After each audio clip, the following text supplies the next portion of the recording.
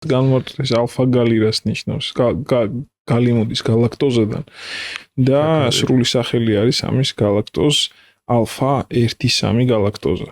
გალაქტოზა თავისთავად არის მარტივი შაქარი, რომელიც ფაქტობრივად ქიმიური ფორმულისგან ფორმულით არ განსხვავდება ალბათ ყველასთვის უფრო კარგად ნაცნობი გლუკოზისგან და ფრუქტოზისგან.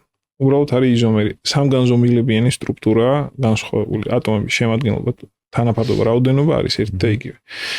და გალაქტოზა, მათ შორის ადამიანშიც მნიშვნელოვანი მოლეკულა, ასე ვთქვათ, ენერგიის მეტაბოლიზმში. ისევე როგორც გლუკოზა. შეეხება ალფა-გალს, რასაც ვეძახით ჩვენ, ეს არის დისაქარიდი, ანუ ორი გალაქტოზისგან შედგება.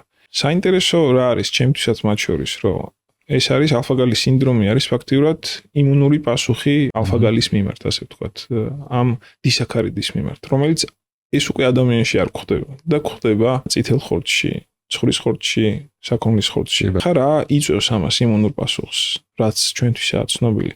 კიბაკვენის დროს გადასცემს ორგანიზმს სწორედ ამ ალფა-გალს, რომელიც აღზრავს იმუნურ პასუხს, ყალიბდება იმუნიტეტი, იწევს იმუნოგლობულინ I-ს რაოდენობა. შედეგად განმეორებითად ხორცის მიღების შემდეგ ალფა-გალი უკვე სხვა გზით მომნელებელი სისტემიდან ხვდება და როგორც წესი დაყოვნებული რეაქცია აქვს, იმიტომ რომ კვებიდან დაახლოებით 2-6 საათი ჭირდება სანამ დაშლა მოხდება ნივთიერების და მაგ ფორმით გამოთავისუფლდება. შესაბამისად, უცნაური რა არის ქიმიური ფორმულით ალფა-გალი, რომელსაც ვიღებთ ტკიპისგან და რომელსაც ვიღებთ საკვებისგან არაფრით განსხვავდება. უბრალოდ მაშინ რა იწვევს ერთ შემთხვევაში იმუნური პასუხის აღზრდას და მეორე რეაქციას მეორე გზით ამ მოლეკულის მოხვედრისას, ვარაუდი არის ესეთი, რომ ტკიპას კვენისას ამ ალფა-გალთან ერთად მიყვება სხვა ნივთიერებებიც, რომელიც იმუნოლოგიაში ცნობილია ეგრეთ წოდებული ადიუვანტის სახელით. ეს ადიუვანტი რას აკეთებს?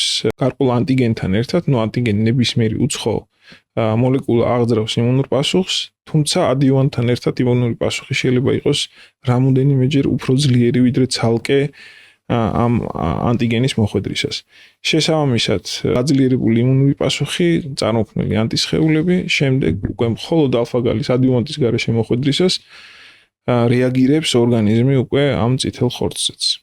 რომელიც როგორც ახსენეთ, გართულება ყველაზე უკიდურესი შეიძლება იყოს ანაფილაქსია გამოიწვიოს. კი ბატონო, ანუ ამ შემთხვევაში სულაც ეგ кейსი იყო, აქ 47 წლის კაცს ვლაპარაკობთ, რომელმაც ივახშმა რესტორანში და რამდენიმე საათში შემდგომ თავის მაცხოვრმა იპოვა აბაზანაში უგონო მდგომარეობაში და სამწუხაროდ ვერ მოხერხდა ამ ადამიანის გადარჩენა, იმიტომ რომ ვერანაირად, ვერც ერთი ეტაპი ერთმანეთთან ვერ დააკავშირეს, ხო?